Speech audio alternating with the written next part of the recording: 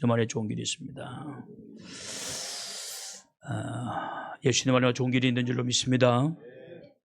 오늘 우리가 읽은 이 본문 7절 중반절에 보면 모든 사람이 자기로 말미암아 믿게 하려 함이니라 그런 말씀이 나옵니다. 세례 요한의 중요한 역할이죠. 세례 요한은 예수님이 오는 길을 예비하기도 하셨고, 또 한 가지 중요한 역할은 자기 자신을 통하여 모든 사람들이 예수님을 믿게 하는 그런 도구가 되기를 원하는 것이었습니다. 이 땅에 살아가는 모든 크리스찬들의 역할이 뭘까? 돈을 많이 버는 걸까요? 뭐 많이 벌면 좋죠. 그것이 목적입니까? 그래서 행복하게 사는 것이 목적입니까? 그것은 하나님의 축복으로 우리에게 주시는 것이죠. 늘 복음이 우선이에요. 그 다음에 축복은 하나님의 따라 주시는 것이지, 우리는 복음을 쫓아가면서 하나님 축복해 주기를 사모하셔야지 물질을 따라가면 되지 않는다는 것이죠. 세례 요한의 역할은 예수 그리스도의 길을 예비하는 것이고, 내가 당신이 만나는 모든 사람들을 자기를 통해서 그리스도를 믿게 만드는 그 일을 세례 요한은 하기를 원했고, 그것이 그의 목표, 그의 역할이었습니다. 이 땅에 살아가는 크리스찬의 역할이 뭐냐라는 거예요. 가장 중요한 것은 나를 통해서 많은 사람들이 예수님을 믿게 만드는 것이죠.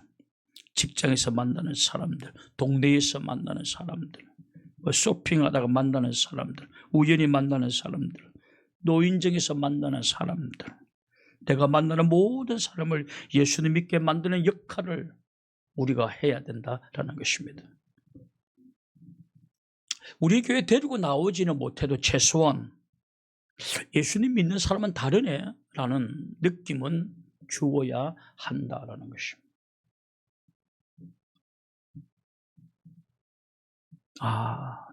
교회 다니는 사람은 다르구나, 이런 느낌은 주어야 되죠. 자랑은 아니니까 여러분 오해 없이 들으시길 바랍니다. 지난주에 사람들이 예배를 다 마치고 남아서 탁구도 치고, 저는 또 재정 보고를 받아야 되기 때문에 저는 늘 기다리고 있습니다.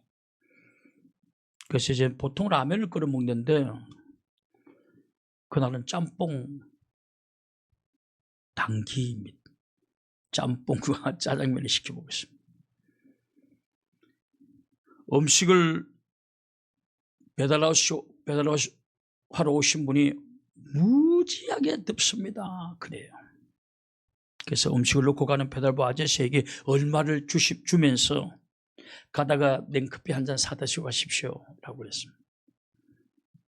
저는 그분에게 딱 한 가지를 기대하는 것입니다.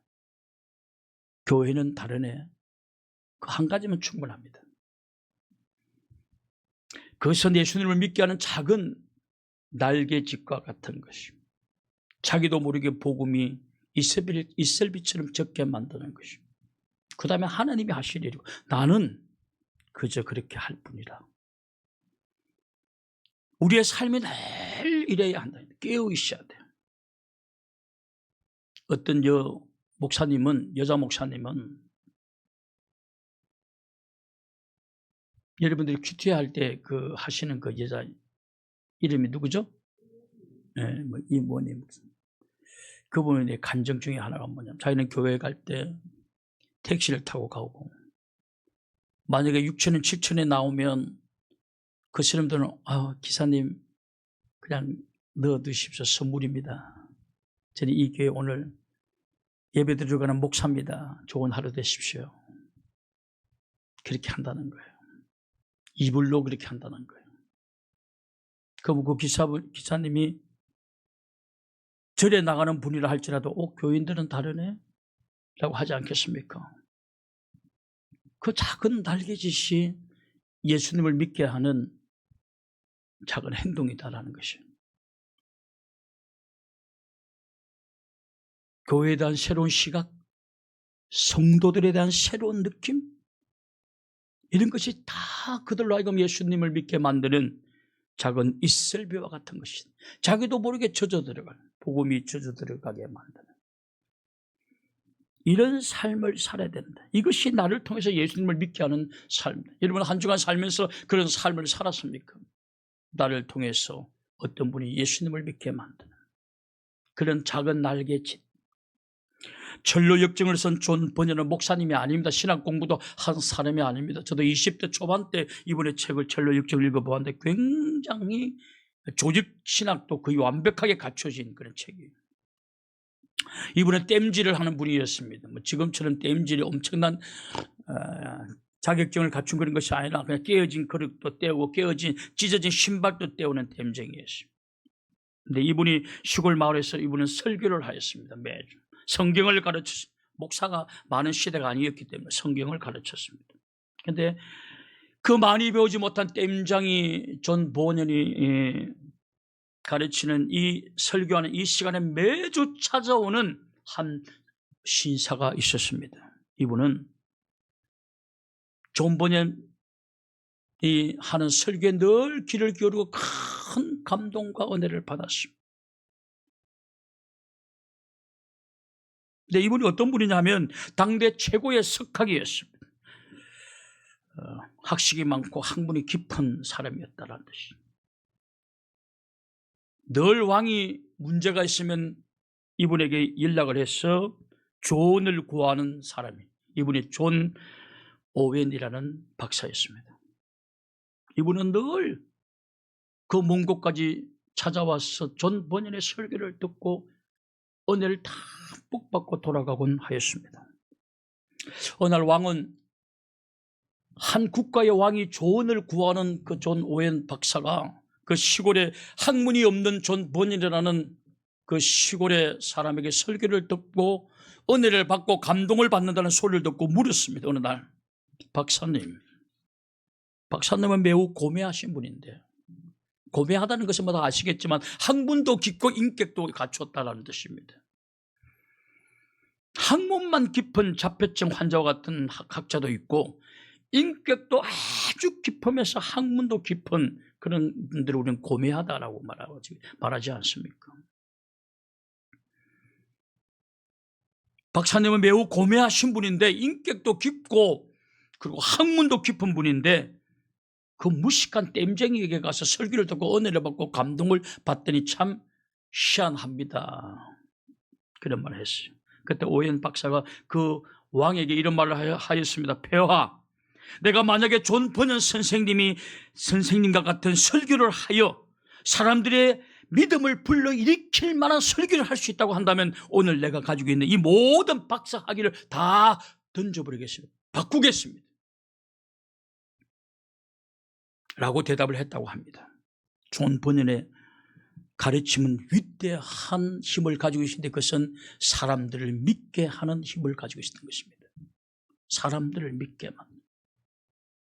오늘 여러분들을 통해서 누가 믿느냐라는 거예요. 그러면 어떻게 하면 나를 통해서 사람들을 믿게 할 수가 있느냐? 세 가지만 말씀드리려고 합니다. 첫 번째로 사람들 앞에서 올바르게 살아가시기를 바랍니다. 바른 삶을 살아가라는 것입니다. 사람들이 우리를 볼 때 설교를 듣거나 그 사람의 말을 듣고 예수님을 믿지 않습니다. 그 사람의 삶을 보고 일단 그 사람의 삶을 보고 인격을 보고 우리는 예수님을 믿을지 믿지 말아야 될지를 사람들은 생각을 하는 것입니다. 올바른 삶을 살아가는 것입니다. 그것이 그들을 하여금 예수님을 믿게 만드는 그 첫 번째 도구인 것입니다. 여러분 그렇지 않다면 이런 것이 있어야 돼요. 누가 뭐래도 올바른 것. 여러분 올바르게 살아가는 사람들. 그것이 힘이 없는 것 같아도 굉장한 힘을 가지고 있습니다. 올바르게. 여러분 교회사에 보면 초대교회 로마 건국 1000년을 이룰 때 로마는 타락의 길을 걸어갔습니다. 그 로마의 광장에는 로마의 광장에 늘 버려진 어린아이의 시체들이 아이들이 있었다고 합니다. 그냥 낙태를 했어요. 그 어린아이를 야 이거 키우기 싫어라고 버려버립니다. 늘 이렇게 한 무더기에 쌓여 있었다고. 이것을 헬라로 무정한 것이라 무정하다라고 표현하고 있습니다. 헬라 원의 뜻 중에. 그런 시대에 있었습니다. 그 로마가 굉장히 타락할 때 백부장, 천부장, 젊은 군 지도자들이, 지휘관들이 볼 때 굉장히 거룩하게 살아가는 한 무리들이 있었습니다. 그들과 함께 어울리지 아니하고 아주 거룩하게 올바르게 살아가는 무리들이 있었습니다. 그 사람 물었습니다. 백부장, 천부장들이. 야, 저들이 도대체 뭐하는 사람들이냐? 네, 예수님을 구세주로 믿는 크리스찬들입니다. 여러분, 그들의 그 소리를 들은 많은 사람들이, 성경에 나오는 백부장, 고넬로, 천부장들이 기독교로 개종하는 역사들이 막 나타났습니다. 저들이 저렇게 올바르게 살아가는 것을 보니 저들이 믿는 종교는 진짜야. 그래서 고넬로 같은 사람들도, 백부장 고넬로도 기독교로, 로마 장교예요. 기독교로 개종하지 않습니까?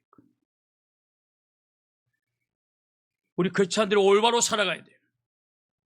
유능하게 살아가지는 못해도 올바르게는 살아갈 수 있지 않습니까? 남들이 거짓말할 때 거짓말하지 않고, 남들이 타락의 길을 갈 때 나는 타락의 길을 가지 않는, 그거는 할 수 있지 않습니까? 그건 학교를 안 나와도 할 수 있는 일 아닙니까? 카네기 멜론 대학의 데이비드 뱅크스 교수가 논문을 하나 발표했죠. 천재 과잉 문제를 제가 여러분들에게 몇 번 소개를 했습니다. 저도 이 논문을 읽어보지 못하고 신문에서 읽어보았습니다. 신문에서. 저도 그 논문을 신문에서 읽어보고 일리가 있다고 생각했습니다. 그 박사가 쓴 논문에 이런 내용입니다. 천재들이 균일하게 또는 일정하게 몇 년도에 10명씩 딱딱 10명 이렇게 나온 적이 없더라는 것입니다. 그리고 아시아 10명, 유럽에 10명, 아프리카 이런 것도 아니더라는 것입니다.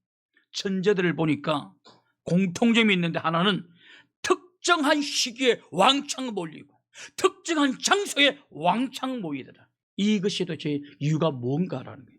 천재 과잉 문제라는, 이것이 뭔가를 연구해요. 여러분, 박사들은, 학자들은 연구하는 사람들이에요.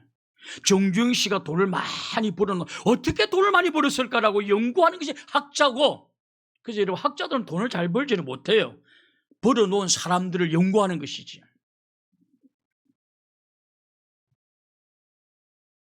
왜 이런 일이 일어날까? 왜 균일하게 균등하게 일어나지 아니하고 어느 특정한 장소에 천재가 왕창 모이고 특정한 시기에 천재가 왕창 모이는 이유가 도대체 무엇인가? 그러면서 그가 그 논문에 예를 들어 놓은 것이 뭐냐면, 영국의 셰익스피어가, 예를 많이 들어 놓았지만 몇 가지만 제가 소개한다면, 세계적인 명성을 떨치고 난 이후에 영국의 셰익스피어를 바라보고 많은 사람들이 흥분하고 감동받고 한 사람들이 작가의 길을 선택했다는 것입니다. 그래서 셰익스피어가 일어난 이후에 영국에는 존 밀턴이라는 신라곤을 지은 사람 아닙니까? 천재적인 작가들이 막 나오는 것입니다. 다니엘 디포, 로벤시 크루소를 지은 사람, 제인 오스틴, 찰스 디킨슨, 천재적인 학자들이 막 태어나는 것입니다. 왜 일정한 어떤 특정한 시기에 이렇게 특정한 장소에 천재들이 과잉으로 몰린 이유가 뭐냐라는 거예요. 그는 첫 열매가 있다. 엄청난 감동을 주는 첫 열매가 있다는 것이죠.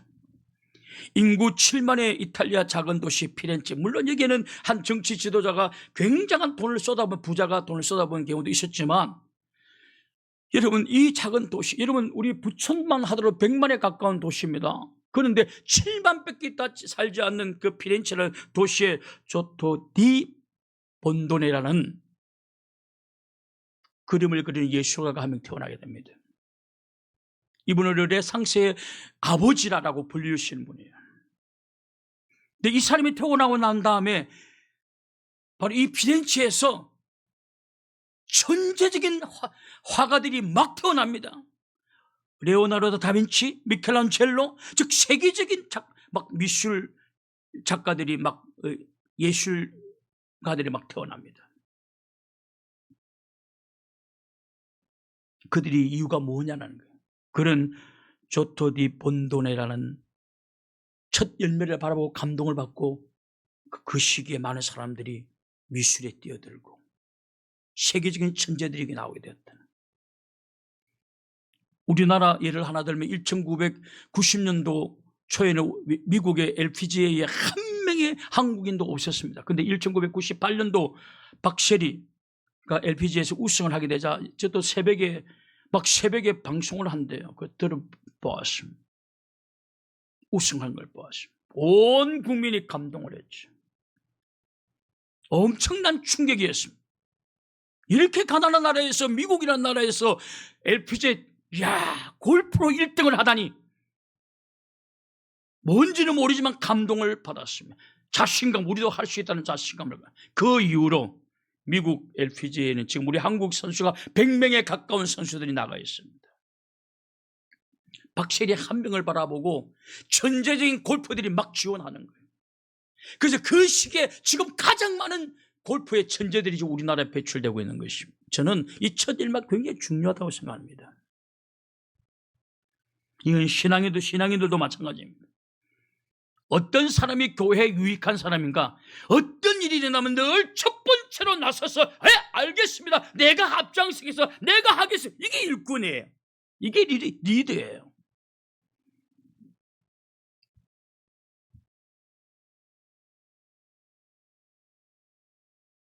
이스라엘 12지파 중에 유다 지파가 그 일을 하였습니다. 전쟁이 나면 목숨을 잃을 수 있는 가장 위험한 장소, 유다는 늘 우선순위였습니다. 우리 족속이 나가, 거기서 예수님이 태어나는 것입니다. 오늘 우리도 자신감 대대로 보아야 됩니다. 나는 교회 일에 앞장서는 사람인가, 말이 많은 사람인가, 불만이 많은 사람인가 하는 것을 한번 대대로 보아야 되는 것입니다. 교회라는 것도 완벽하지는 못합니다. 완벽하지 못하기 때문에 늘 이해를 가지고 바라보아야 돼요. 이해심을 가지고. 그럴 수도 있지. 저는 지금도 우리나라 축구는 자본군이라고 생각합니다. 왜냐하면 그 당시 우리나라 축구가 어느 정도냐면 지금의 버마, 말레이시아 이런 애들하고 쌍벽을 이루던 때였습니다. 말레이시아. 여러분 아무 느낌이 없는 것 같은데 그 동남아 애들하고 막 치고받고 싸우던 우리나라에 걸출한 인물이 나오는 게 자본군이라는. 이름도 공차는 사람은 차시여야 되는 거예요. 그 자본군이라는 그 독일에 가가지고 세계적인 클럽에 가서 100개에 가까운 골을 넣습니다. 그 이후에 우리 한국에 여러분 축구 천재들이 막 배출됩니다. 아무도 그런 식이 어느 날 자본군이가 미국 독일의 분데스리가에 가서 탑을 달리는 것을 바라보면서 나도 할 수 있다. 그때 여러분 축구의 천재들이 막 나오는 거예요. 저는 지금 박셰리보다 더 잘 치는 골프 천재들이 많이 있지만 나는 아직도 박셰리입니다. 왜냐하면 그건 첫 열매니까요. 첫 열매가 얼마나 많은 사람들이 영감을 줍니까? 그 박셰리 한 명을 바라보고 지금 100명에 가까운 여자 천재, 골프 천재들이 미국에 가서 돈을 벌고 앉아 있습니다.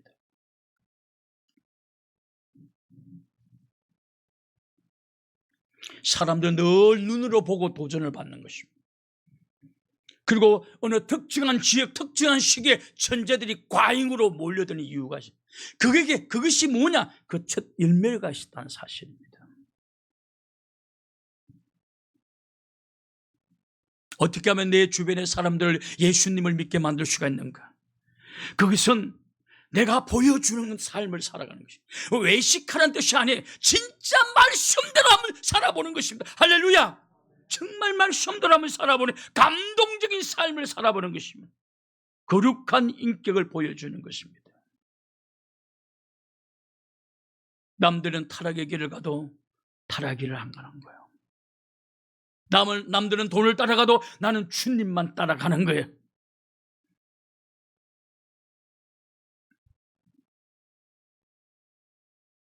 (18세기) 아프리카 인디언을 믿게 만들었던 데이비드 브레인드 선교사의 이야기입니다. 이분이 이런 말을 하였습니다.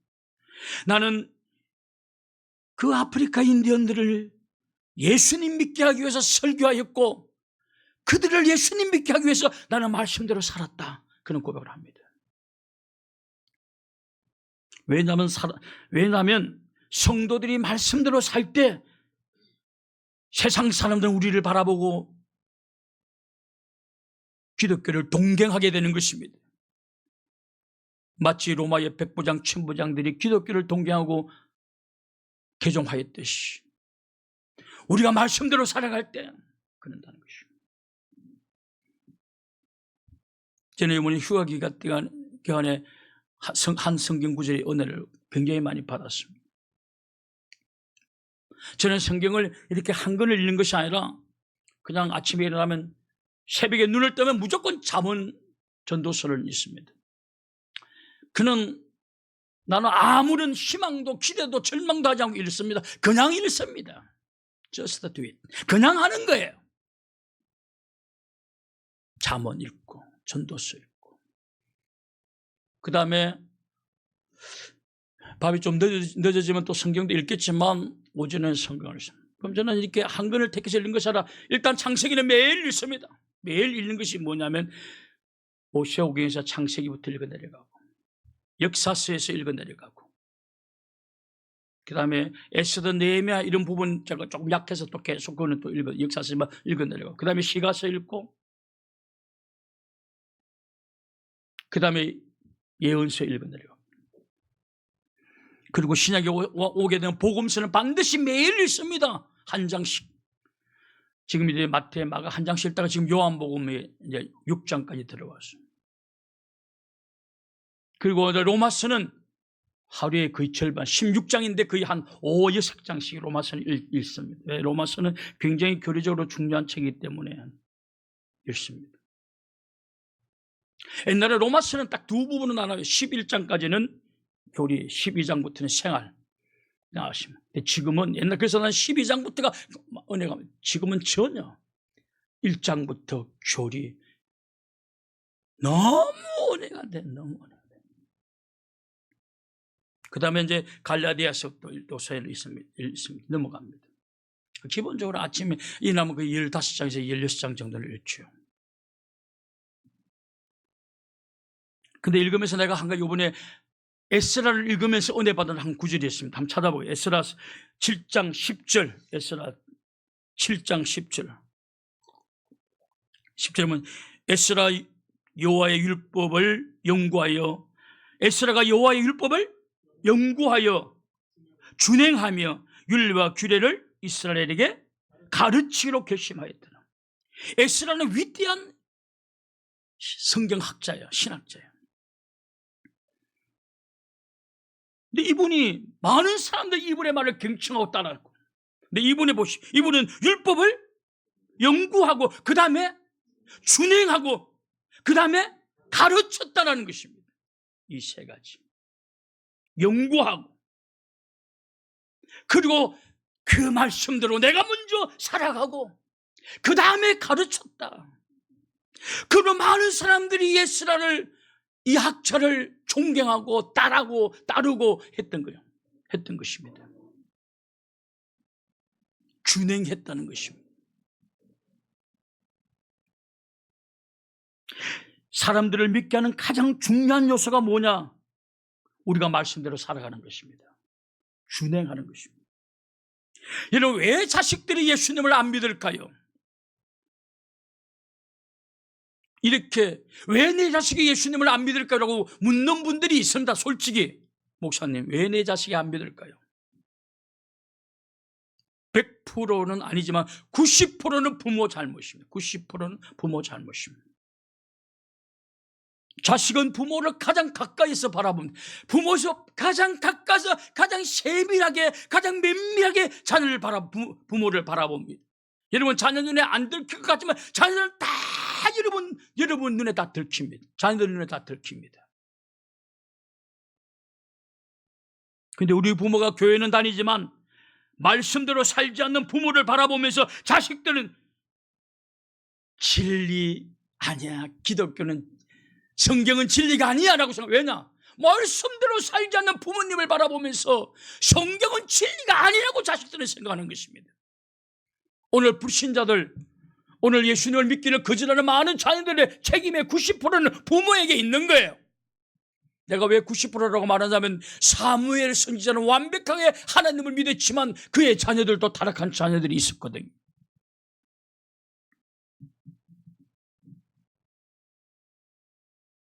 부모가 말씀대로 살지 못하면 자녀들은 기독교의 진리는 가짜라고 믿는 거예요. 가짜라고 여기는 것입니다. 저도 마찬가지였습니다. 저도 어머니가 권사님이었습니다. 아버님 장로님이었고 우리는 4대체가 제 위에 3대체가 장로님이었습니다. 정조 할아버지가 장로님, 할아버지가 장로, 아버지가 장로, 그도 제가 나왔어요.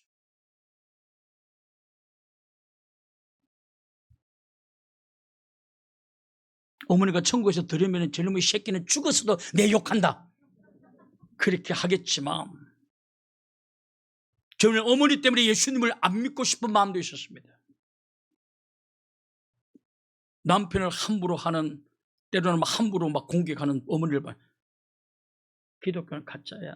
진짜 믿으라면 엄마가 아빠한테 저렇게 할 리가 없어요. 왜냐하면 우리 집사람이 그렇게 말하거든요. 우리 어머니, 우리 집사람이 굉장히 사랑합니다. 일평생 한 번도 어머니한테 대꾸한 적이 없어요. 죽은 듯이 지냈습니다. 그런데 두 분 다 돌아가시고 난 다음에 아내가 나한테 이런 말을 해요. 내가 세상에서 만난 최고의 남자는 우리 시아버지였다고.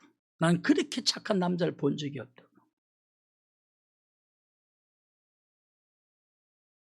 그러니 엄마가 막 함부로 다루는 거예요. 남자 여러분, 일어납시다. 너무 착하게만 살면 안 돼. 이제 구정이나 추식이 되면 저희 어머니가 떡이나 음식을 해서 이모네들 동시에 나눠주게 합니다. 자, 이거 이모네 좀 나눠줘라. 이거 떡 3조각하고 이거 고기하고 이놈의 뭐 가시나 말도 드럽게 나눠. 이 고기 빼. 그럼 내가 속으로 그래요. 하나님 없어. 근사님이 저랬는데 하나님이 있을 리가 있어? 나 솔직히 그렇게 생각했습니다. 부모님들이 말씀대로 살지 않으면 자식들은 하나님은 없다고 생각합니다. 진리는 가짜라고 생각합니다.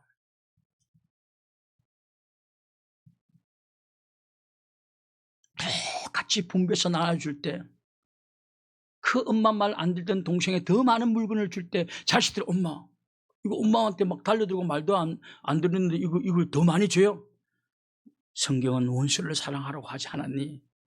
더 갖다 줘. 자식들은 와 진리는 살아있어. 엄마 때문에 예수님을 믿고 싶은 마음이 생기는 것입니다. 말씀대로 살지 않으면 자녀들은 다 그래요. 성경은 가짜야. 하나님의 진리, 하나님 말씀이 진리라고 다 거짓말이야. 진리 같으면 어머나 아버지가 진짜 순종했겠지. 안 하는 거 봐봐. 진리 아니야 라고 판단한다는 것입니다. 여러분, 주의를 성수하지 않는 부모님을 바라보는 자녀들이 속으로 이렇게 생각합니다. 하나님은 절대자가 아니야. 절대자가 뭐면 절대적인 능력과 절대적인 진리를 가진 자가 절대자인 것입니다. 하나님은 절대자가 아니야. 하나님을 진짜 절대자라고, 절대 진리, 절대 능력을 가진 자라고 생각한다면 하나님 말씀을 어기고 지금 주일날 놀러 가?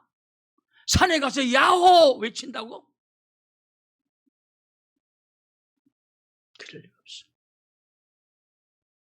물론 교회 간다고 하고 또 상과들로 가시는 분도 있겠지만 그런 거짓된 위선적인 행동은 자녀들을 절대 예수 믿게 만들지는 못합니다. 부모들이 올바른 신앙을 보여주지 못함으로 자녀들은 불신자로 전락하고 마는 거예요. 여러분, 잔소리로 자녀들을 예수님 믿게 만든다는 것은 여러분 착각이 불가능한 거예요. 보여줘야 돼요. 진짜, 그 가짜가 아니 진짜로 보여. 여러분, 가짜는 다 능력이 없어요. 진짜로 그렇게 하시라는 것입니다. 그래야 그 능력이 나타나는 것입니다. 여러분, 정말 예수님 믿게 만들고 싶은 사람들이 있습니까? 먼저 말씀 앞에 순종의 행동을 보여줘야 돼. 아니, 그렇게 보여주는 정도가 아니라 진짜 그렇게 사셔야 돼요. 말보다 실천하는 것이 있어야 됩니다. 사람들은 우리의 말을 듣지 않습니다. 처음에는 우리의 삶을 바라보고 평가하는 것입니다. 한번 찾아보겠습니다. 베드로전서 3장 1절 2절. 베드로전서 3장 1절 2절을 보십시오.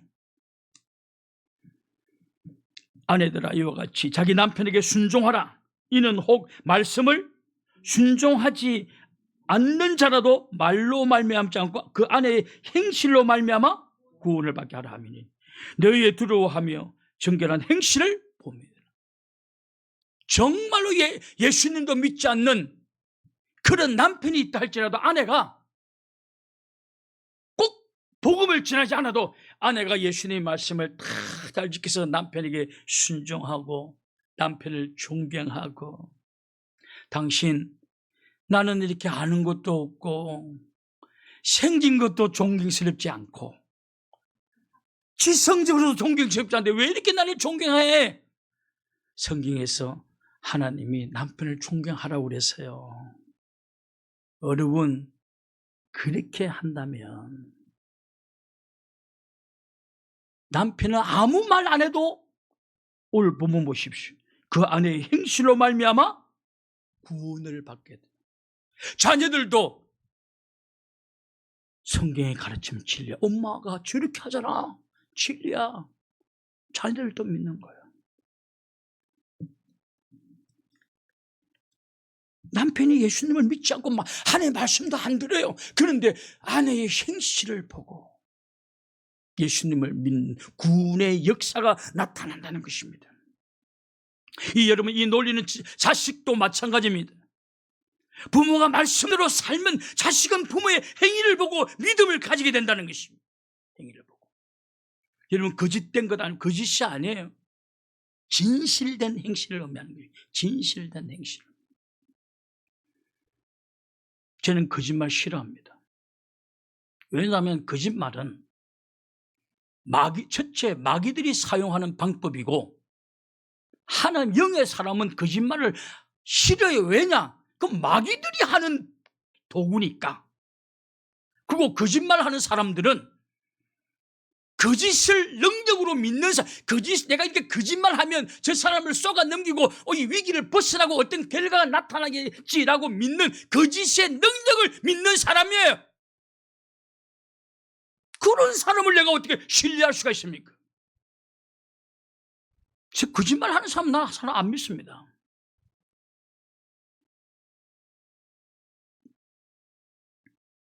기독교인은 진리를 믿는 사람은 진리의 능력을 믿는 사람들인 것입니다. 믿습니까? 여러분 거짓말하는 사람들은 거짓을 굉장한 능력이라고 믿는 사람들이 그런 사람이 크리스찬일 수가 없는 것입니다. 신뢰할 수가 없어요.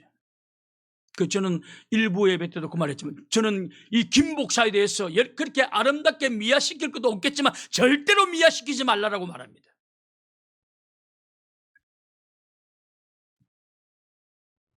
미화시키지 마십시오. 아무런 능력이 없습니다. 하나님이 역사하지 않습니다. 절대 거짓에 역사하지 않습니다.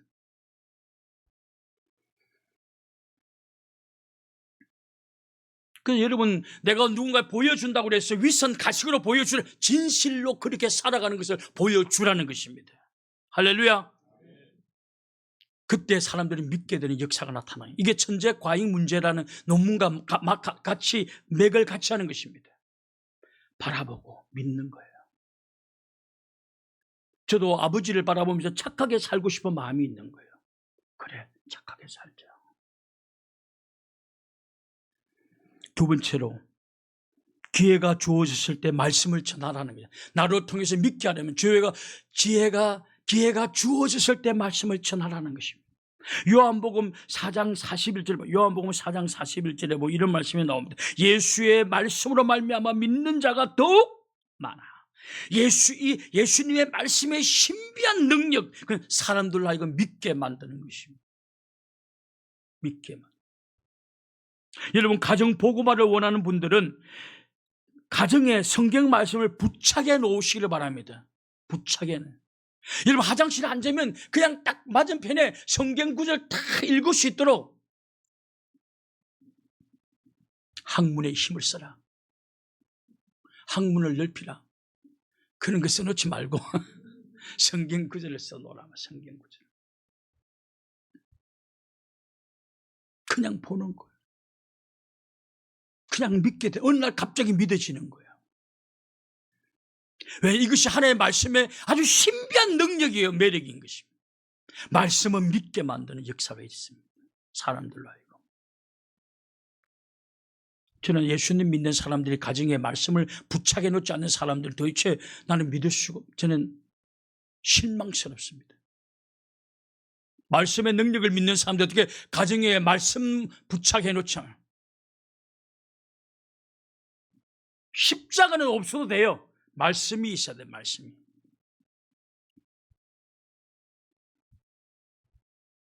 물론 우리 집에는 십자가도 있지만 말씀을 부착해 놓고 묵상하고 은혜 받고 깨닫고 그래 저렇게 살아야지라고 만들어요. 화장실 앉으면 다 보이는 곳이, 출근할 때 문에 딱 보이는 그 눈높이에 늘 말씀을 부착해.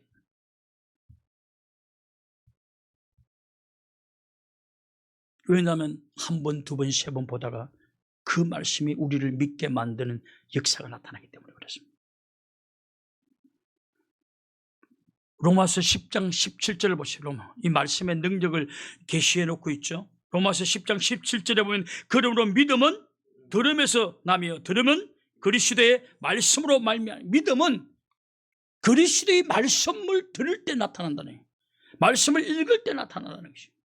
여러분, 우리의 믿음이 쉽고 냉랭하고 믿음의 확신이 없고 신앙의 공허함을 느끼고 신앙의 근태를 느끼고 진짜 하나님이 계실까? 하나님 말씀이 진짜 진리일까?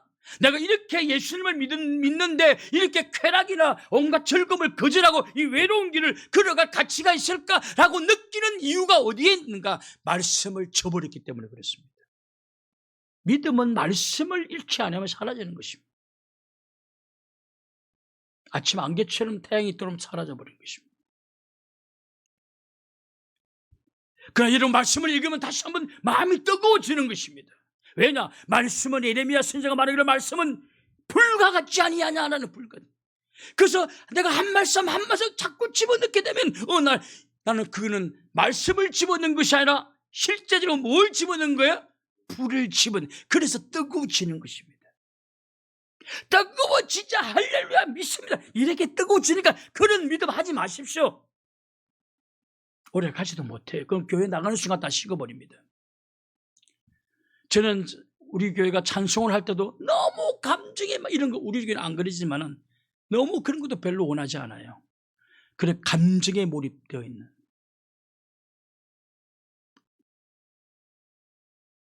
지성으로 깨달아야 돼요.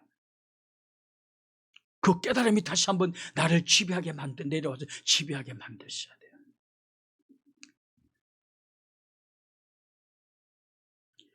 여러분, 오늘 여러분의 믿음이 식었습니까? 냉랭합니까? 신앙의 근태가 왔습니까? 그래서 교회를 옮기면 새로워질까요? 목사를 바꾸면 새로워질까요? 천만의 말씀이에요. 그럴 때 말씀 앞에 겸손히 무릎을 꿇고 말씀을 읽어가십시오. 그러면 뜨거워지게 될 줄로 믿습니다. 채워지게 될 줄로 믿습니다. 확신이 차오게 될 줄로 믿습니다. 저는 설교를 듣고 뜨거워진 목사니까 저는 성경을 읽으면서 스스로 내 가슴을 뜨겁게 만드는 것입니다.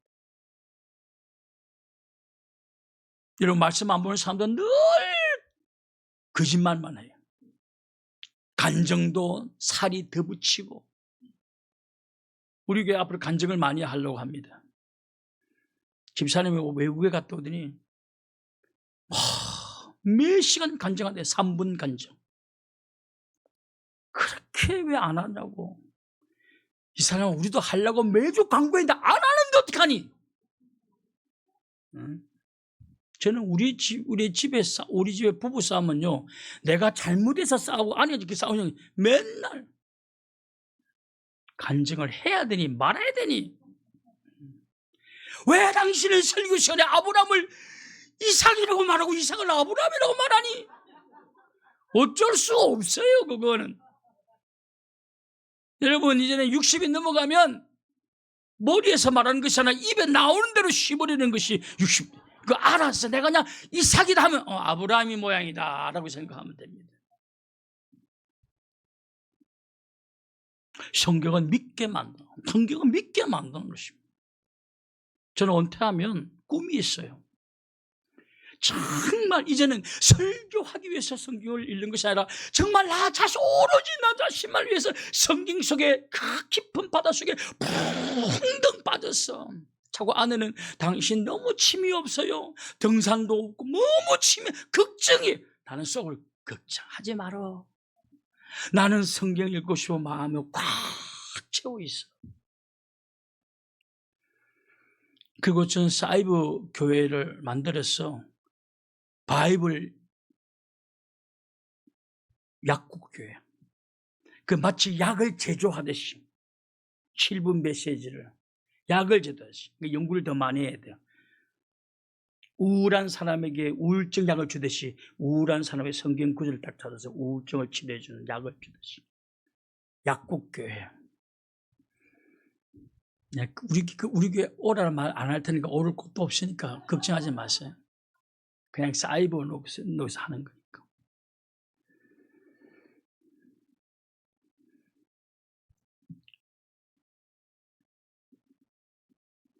말씀이 우리를 믿게 만드는 것이, 여러분 성경 구절 꼭 부착하십시오. 그리고 여러분 성경을 암송하십시오. 여러분들을 위해서. 그리고 자녀들의 성경 말씀을 가르치십시오. 마지막으로 기도해야. 나로 하여금 사람들을 믿게 만들기 위해서는 반드시 기도의 사람이 되어야 하는 것입니다. 가르치는 것만 가지고는 부족합니다.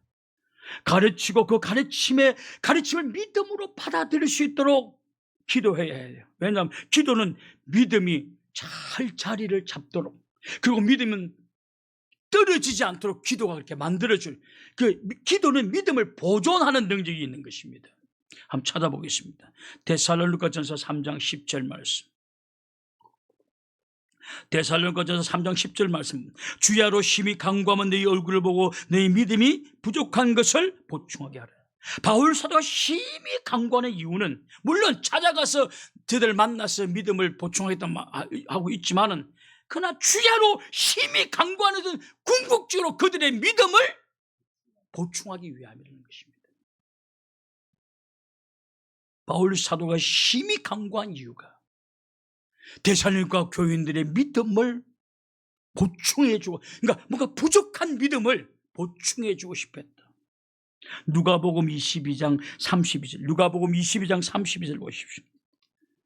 그러나 내가 너희를 위하여 내 믿음이 떨어지지 않기를 기도하였노니 너는 돌이킨 후에 내 행제를 굳게 하라. 예수님도 제자들의 믿음이 떨어지지 않도록, 잃어버리지 않도록 기도했다는 것입니다. 그러면 믿음이 부족한 사람들을 위해서 심히 간구하셔야 돼요. 여러분, 저는 그냥 원래 좀 알고 있었지만 다시 한번 성경 구절에 은혜를 받은 게 뭐냐면, 요셉이 애굽으로 건너갑니다. 애굽에 팔려갑니다. 거기서 이제 요셉이 총리가 되고 인정을 받고 난 다음에 장가를 가면 17살 때 팔려가가지고 30살 때 총리가 됩니다. 그러니까 예수 그리스도의 그림자라고 말하죠. 예수 그리스도도 공생의 시작은 30대부터 시작했기 때문에.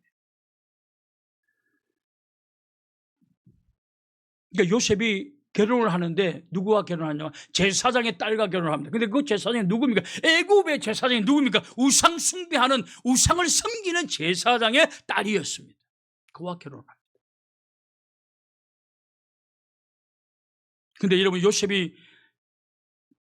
비록 요셉이 그 나라에서는 애굽에 있기 때문에 예수 믿는 사람 없겠지만, 또 찾으면 있었겠지만, 여하튼 왕이 강제로 시키죠. 왕이 중별을 하니까 뭐. 근데 요셉이 신앙을 버립니까? 버리지 않습니다. 요셉이 큰아이 므낫세를 낳고, 므낫세 이름 뜻이 뭡니까? 하나님, 내가 너무 나의 모든 고통을 잊게 만들었습니다. 너무나 좋았어.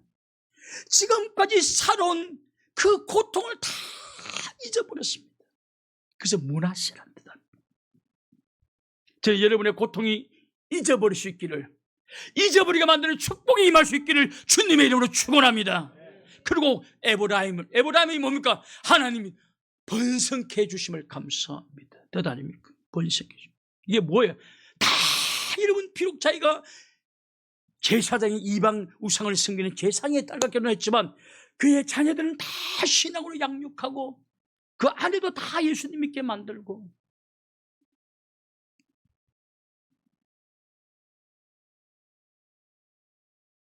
그러나 여러분, 그래서 나는 예수님 지금 당장 안 믿는 사람도 예수님 믿는다 하면 결혼하라고 제가 해주는 이유가 뭐냐 하면 기도하면 되니까 그랬습니다. 할렐루야. 기도하니까. 그러나 반드시 여러분, 한 사람이 개종하고 예수 믿는 것을 해산의 수고를 해산의 수고. 그렇기 때문에 각오하셔야 됩니다. 엄청난 고통이 뒤따를 것입니다.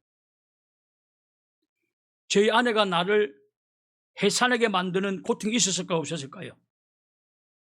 예? 없었죠. 없었죠. 제가 왜, 저는 처음부터 성경을 사랑하고 구원의 확신이 있었고, 그런데 누가 내를 여러분 해산하게 만들었겠습니까? 안 만들었습니다. 아내는 구원의 확신이 있지만 내가 해산의 고통을 약간 치부했어요. 팽신도 했으니까. 팽신도 했어요.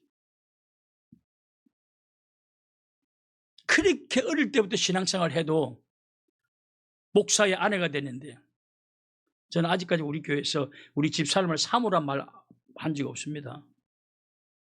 사모는 여러분들이 불러주는 것이, 내가 사모란 것은 가르치는 자의 어머니다라는 뜻이거든요. 사모, 사부가 뭡니까? 사부, 아버지, 가르침으로 아버지다라는 뜻이고, 근데 내가 내 아내를 보고 여러분의 어머니 하성숙, 이게 말이 됩니까? 근데 어느 교회 가면 우리 사모 나는 너무 부끄러워요. 그래서 저는 늘 로시엠이라고 말합니다. 로시엠이 아시죠? 요번에 바뀌었습니다. 호주댁으로. 호주댁으로 바뀌었습니다.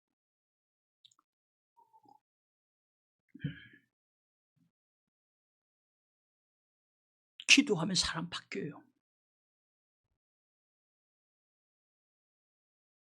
그러나 눈물의 기도가 있어야 돼요. 왜냐하면 해산의 수고를 해야 되니까. 눈물의 기도가 있어야 돼요.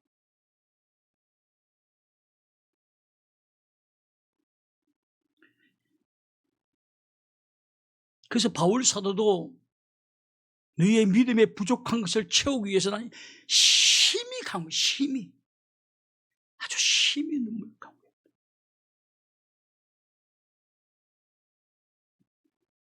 믿음 없는 사람들을 위해서 기도해야 되는 것입니다.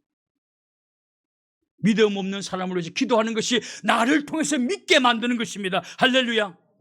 여러분의 자녀를 위해서 기도하셔야 됩니다. 잔소리보다 기도하셔야 됩니다.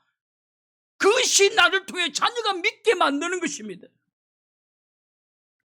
여러분, 정리하겠습니다. 어떻게 하면 사람들로 하여금 나로 통해서 믿게 만드는가? 올바른 삶을 살아갈 수 있기를 주님의 이름으로 축원합니다. 올바르게 바르게 살아가시는 것이 바르게. 그리고 기회가 주어지면 복음을 전하십시오. 이제 9월 달에 되면 전도 교육을 할 것입니다.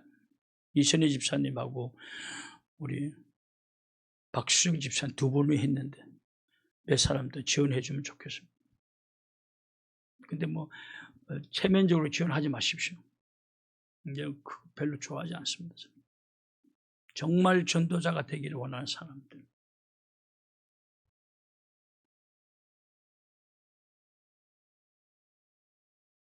기회가 주어지면 복음을 그때 말씀을 전하라는 마지막으로 기도하시기를 바랍니다.